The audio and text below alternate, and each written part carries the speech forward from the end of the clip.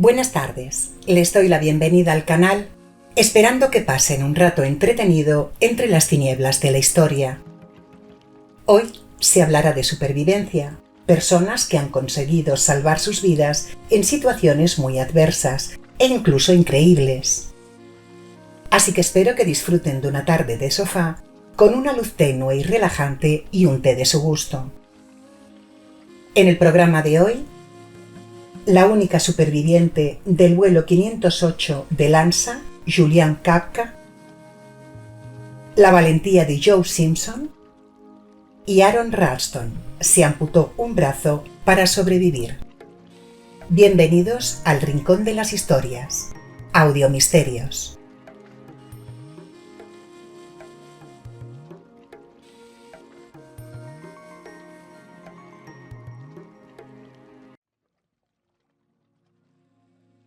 Juliana Margaret Kapka nació el 10 de octubre de 1954 en Lima, Perú, hija del biólogo Hans Wilhelm Kapka y de María Kapka, una ornitóloga alemana. El 24 de diciembre de 1971, con 17 años, estaba estudiando el último año de la escuela media y su intención era estudiar zoología o biología.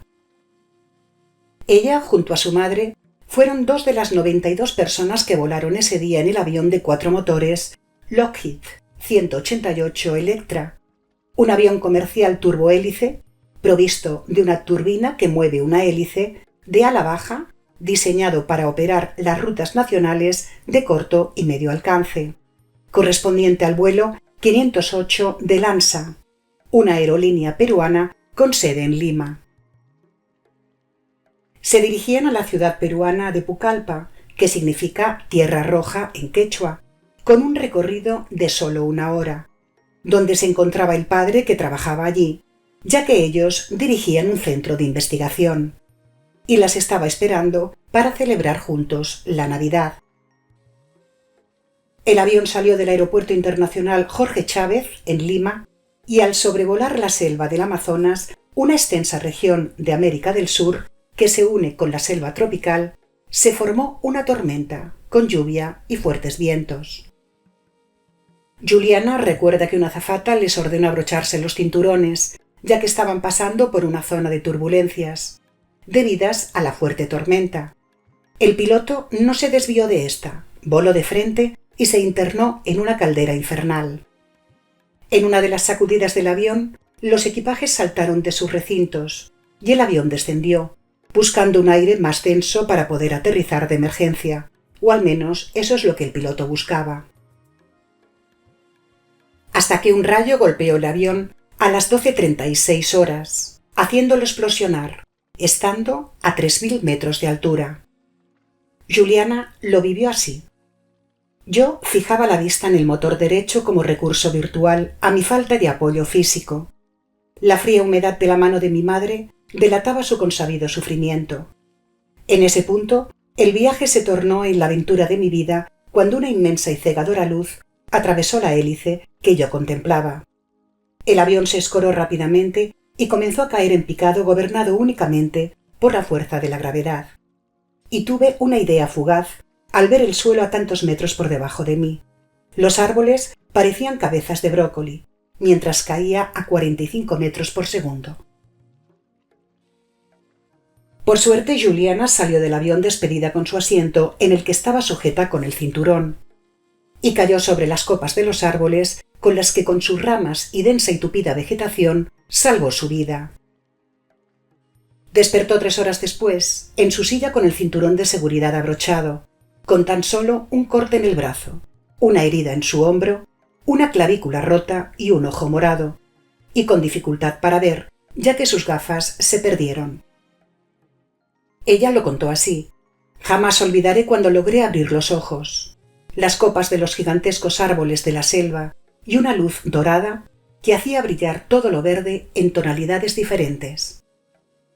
Me desperté sentada en el mismo asiento, como iniciando otro viaje, pero esta vez al infierno. Había 3 cuerpos desmembrados a mi alrededor. Creía que se trataba de una pesadilla y me volví a dormir por unos instantes. Cuando creí volver en mí, me atraganté de realidad. Cuerpos inertes colgaban de los árboles, hierros, asientos, ropas y maletas desparramadas por la selva. Humo, mucho humo y crepitar de combustiones desperdigadas, hasta donde la espesura de la jungla dejaba distinguir. Juliana buscó ayuda, pero solo encontró restos calcinados y otros pasajeros sin vida, por lo que gracias a los consejos de su padre y a las nociones de cómo orientarse, siguió la trayectoria de un arroyo, esperando que la llevara hasta ríos con más caudal, donde era más probable que viviera gente. Por suerte el agua era potable, y al ser un río cálido pudo calentarse y no coger frío, ya que en muchos trechos tenía que nadar al ser más profundo. Vio frutas en los árboles, pero no se las comió, ya que sabía que eran venenosas. Y por suerte los cocodrilos no llegaron a atacarla. Cuando veía alguno o algún caimán salía del río. Fueron días fatídicos y tristes, con un calor insoportable y sufriendo las picaduras de los mosquitos, además del temor de que apareciera un animal salvaje, ya que se encontraba en plena Amazonía peruana, a más de 600 kilómetros de algún centro habitado. Utilizaba los conocimientos que le habían inculcado sus padres para encontrar comida y pozos de agua. Al cuarto día se le paró el reloj, que la había situado temporalmente, pero siguió adelante sin que nada la asustara. Encontró 2 cadáveres y pensó que uno de ellos podía ser el de su madre, por lo que con un palo le giró un poco el pie, y al ver que sus uñas estaban pintadas, dio un suspiro de alivio, ya que su madre jamás se pintó las uñas. Después supo que su madre también sobrevivió, pero herida de gravedad, por lo que no pudo moverse y falleció poco después. Después de 10 días caminando, llegó a un río y al bordear la orilla encontró una choza, que servía de refugio a los cazadores, y una canoa a motor. Esperó durante horas a que llegaran los dueños de la canoa y se roció con combustible las heridas para limpiarlas, ya que estaba repleta de larvas de moscas. Al día siguiente, unos cazadores la encontraron en la choza: Beltrán Paredes, Carlos Vázquez y Néstor Amasifuen. Ella les dijo con lentitud para que la entendieran: «Soy una chica que se ha caído con el lanza. Mi nombre es Juliana». La llevaron hasta su aldea, curaron sus heridas y le dieron comida. Y al día siguiente la trasladaron en canoa hasta el pueblo de Tournavista, en el departamento de Huánuco, en el centro de Perú. Un viaje que duró 10 horas. Una vez allí la llevaron en avión hasta Pucallpa, una ciudad a orillas del río Ucayali, en la selva amazónica del este de Perú, para internarla en el hospital donde su padre la fue a buscar. Más tarde se encontraron los restos del avión con la parte delantera casi entera, y se comprobó que sobrevivieron 13 pasajeros más, pero no lograron sobrevivir en la selva. Su historia fue asombrosa, y se determinó que su lugar en el avión, la forma como cayó y los frondosos árboles le salvaron la vida. Juliana estaba sujeta a su asiento, el de la ventana, que al ser parte de una fila de 3, estaba unido a los 2 asientos a su izquierda, y según dijeron los expertos, pudo funcionar como paracaídas que desaceleró su caída.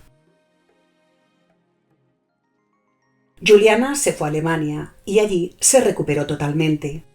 Estudió zoología y biología en 1987 y junto a su padre se dedicaron a cuidar el Amazonas de Perú, ya que creía que su misión era proteger ese bosque, que a ella le salvó la vida.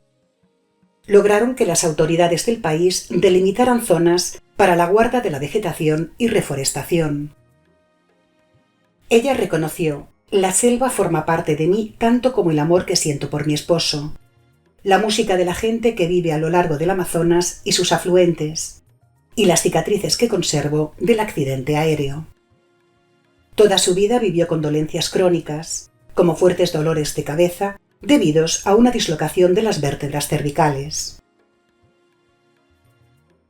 En la actualidad está especializada en mamalogía, el estudio de los mamíferos, y trabajó como bibliotecaria en la colección zoológica del estado de Baviera, en Múnich. fundando la Fundación Panguana para la investigación de la Amazonía. Se jubiló a los 67 años de edad y en la actualidad vive en Múnich, Suiza. Tuve pesadillas durante muchos años, muchas, por supuesto, sobre la muerte de mi madre y de otras personas, una y otra vez. La pregunta, ¿fui yo la única superviviente?, resuena todavía en mi cabeza y lo hará para siempre. Juliana Kapka.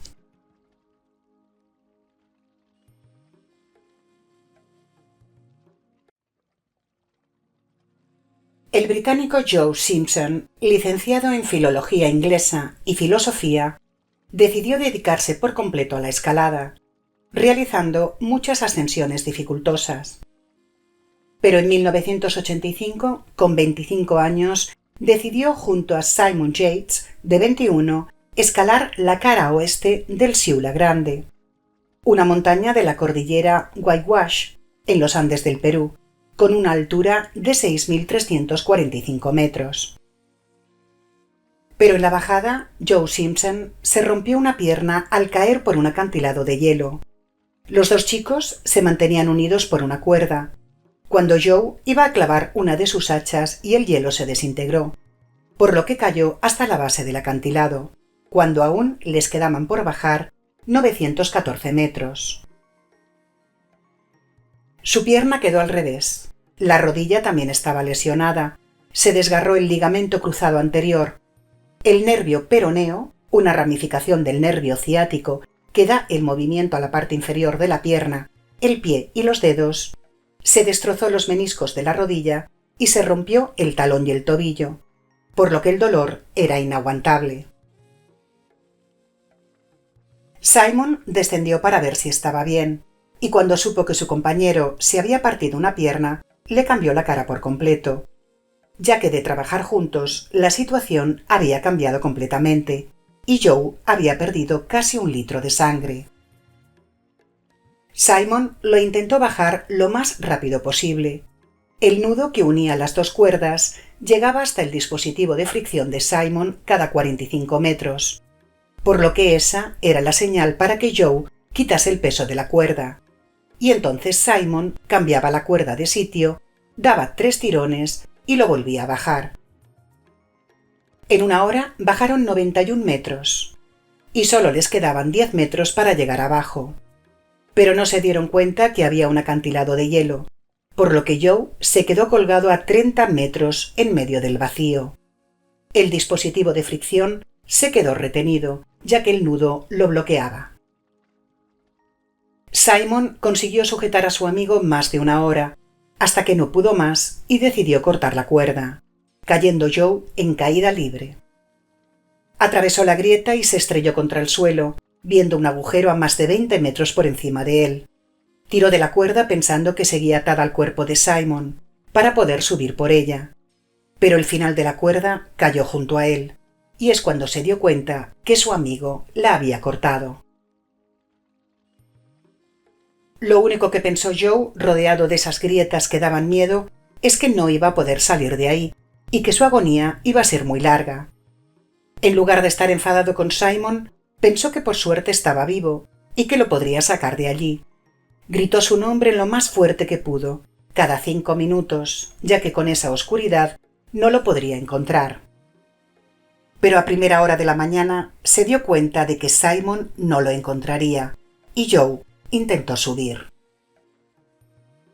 Pero no pudo, y tampoco tuvo el valor de saltar, ya que solo veía oscuridad, y ese tipo de grietas pueden tener una profundidad de 15 a 150 metros.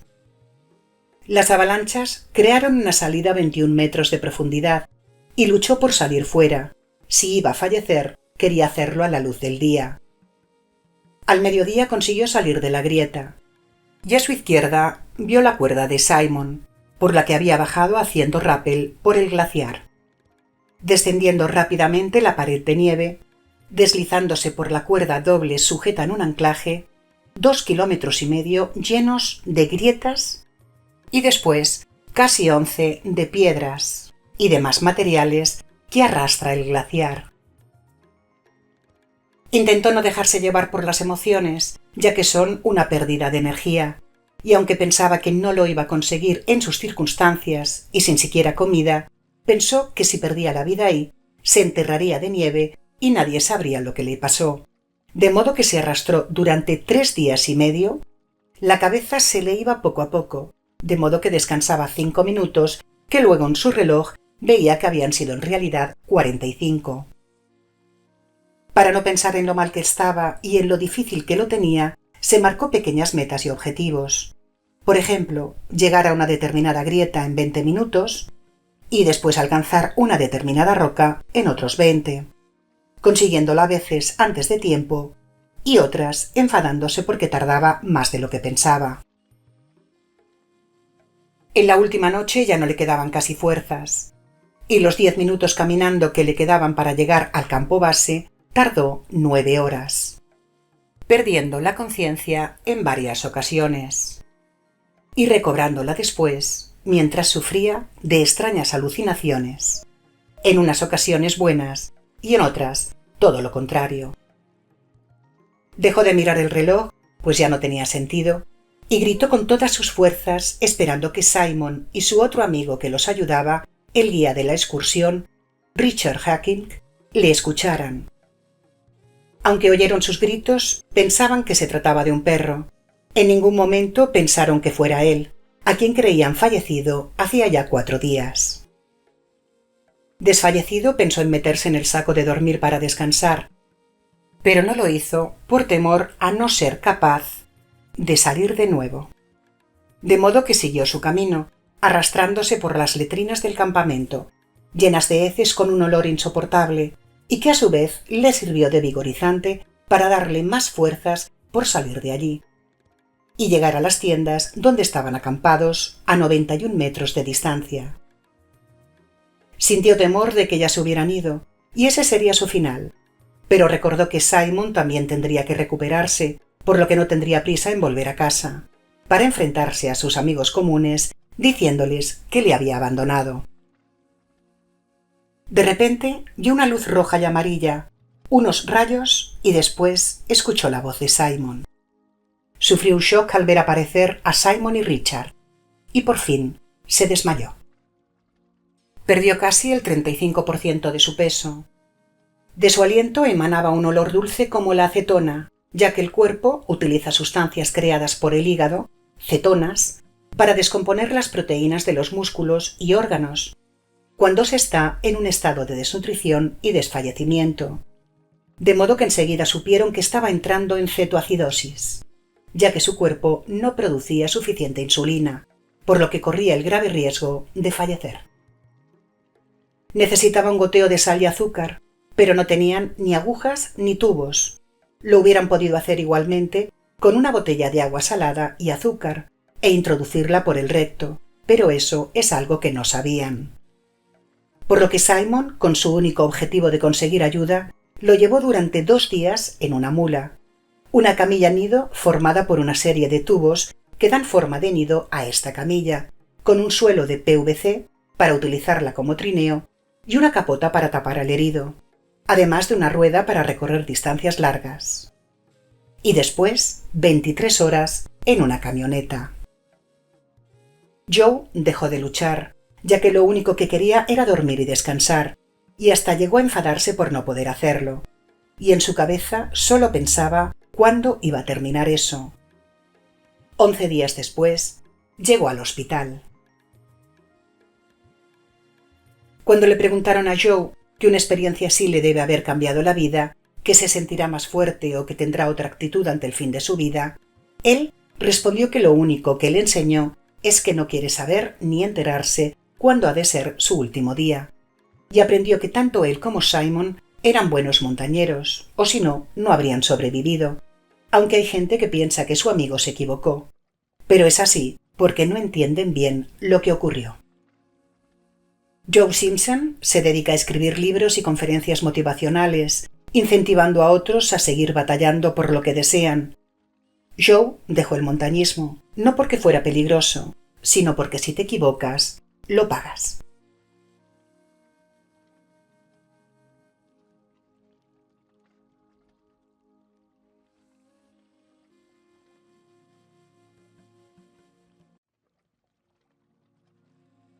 Aaron Lee Ralston nació en Marion, en el estado de Ohio, en Estados Unidos, el 27 de octubre de 1975, en una familia de clase media, hijo de Larry y Donna Ralston. Con 12 años se mudaron al estado de Colorado y allí empezó su afición por las salidas a los cañones. Estudió en la Universidad Privada de Pittsburgh, Carnegie Mellon, en Pensilvania, consiguiendo una especialización en ingeniería mecánica. Estudió francés, trabajó como asistente de enfermería, participó en deportes en la institución siendo un apasionado y pasando mucho tiempo en estas actividades. Muy aficionado por el montañismo y gran amante de la naturaleza. Aprendió música y tocaba el piano, y estudió en el extranjero. En el año 2002 dejó su trabajo como ingeniero, ya que nunca se sintió a gusto, para subir todos los picos de más de 4.000 metros de altura en la temporada de invierno, ya que lo que quería era ser alpinista profesional, por lo que dejó su empleo en la empresa Intel para conseguirlo. 7 años después se casó con Jessica Ralston Trusty y tuvieron a su hijo, Leo, en febrero de 2010.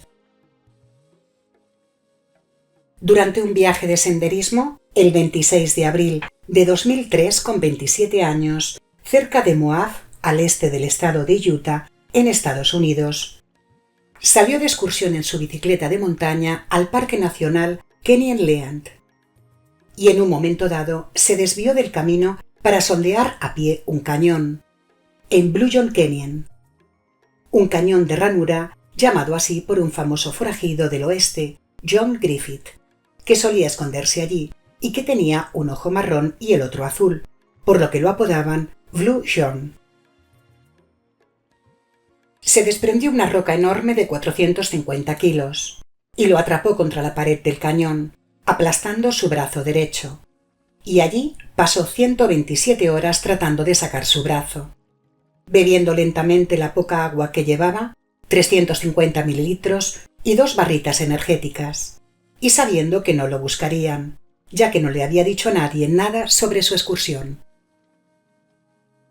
Cuando se quedó sin agua, supuso que iba a fallecer allí, por lo que grabó un vídeo despidiéndose de su familia, y grabó en la pared del cañón, de piedra gravilla, su nombre, fecha de nacimiento y la fecha de ese día, pensando que sería el último de su vida.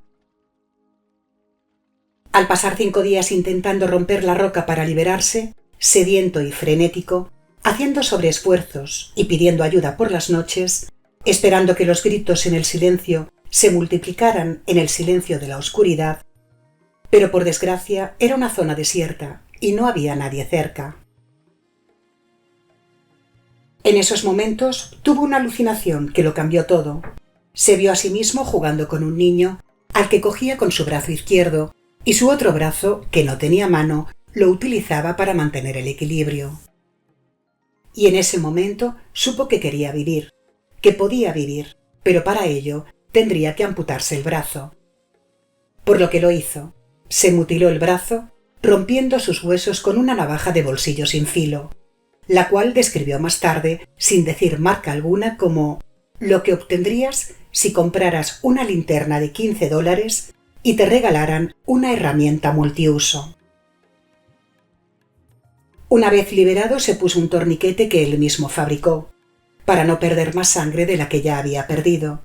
Completamente deshidratado, sació su sed de un charco de agua sucia y hasta de su propia orina, y descendió rápidamente, deslizándose por una cuerda doble, sujeta a un anclaje de su equipo de escalada, por una empinada y abrupta pared de más de 19 metros, para luego caminar 12 kilómetros con el caluroso sol, hambriento, sediento y agonizante, con los buitres carroñeros volando sobre él y cayendo al suelo en varias ocasiones exhausto. Por suerte, por el camino se encontró con unos turistas, quienes le dieron agua y avisaron a las autoridades que lo rescataron con un helicóptero del servicio médico, 6 horas después de haberse amputado el brazo. Estuvo grave y requirió de cuidados de emergencia, ya que perdió cerca del 25% de su sangre. La recuperación fue muy difícil y lenta, con mucho dolor, terapias y cirugías. Al principio fue desolador y penoso, ni siquiera podía ir al baño solo, y cuando había avances, llegaba otra cirugía y había que volver a empezar con la recuperación. Más tarde recuperaron su brazo, y el propio Aaron lo incineró. 6 meses después, el día de su cumpleaños, volvió junto con el periodista Tom Brokaw a ese mismo lugar para esparcir las cenizas de su brazo, donde, según dijo él, que pertenecían. Además de filmar un episodio de su accidente para la importante cadena de radiodifusión de Estados Unidos, NBC Deadline, donde se resuelven misterios reales, incluyendo testimonios de los afectados. Aaron Ralston, con ayuda de una prótesis, sigue subiendo montañas, y en el 2008 subió solo el Denali, la montaña más alta de América del Norte, en la cordillera de Alaska. Fue nombrado en 2003 Hombre del Año en la revista de moda GQ y Persona del Año por Vanity Fair, una revista estadounidense de cultura, moda y política. El 4 de mayo de 2007 dio un discurso en el Foro Económico Suizo, una organización no gubernamental internacional, fundamentalmente social, sin asociación a ningún gobierno, dando una charla de cómo no perdió su mano, sino ganó su vida de nuevo. Y empezó su carrera como orador motivacional, incitando a la reflexión e influyendo en las creencias, apelando en las emociones, dando discursos en eventos nacionales e internacionales. Cuando le preguntaron cuál era la necesidad de exponer su cuerpo al límite y de estar siempre en contacto con la naturaleza, él respondió: en medio de la naturaleza yo encontraba satisfacción. Pararme en un lugar donde pensé que era imposible llegar me hacía sentir de una manera única. Había una necesidad de ego, tenía grandes ambiciones y quería saber de qué estaba hecho.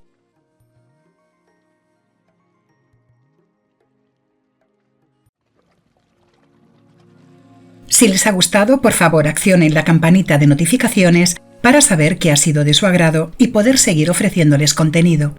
Compartir y darle a like para ayudarme con el canal.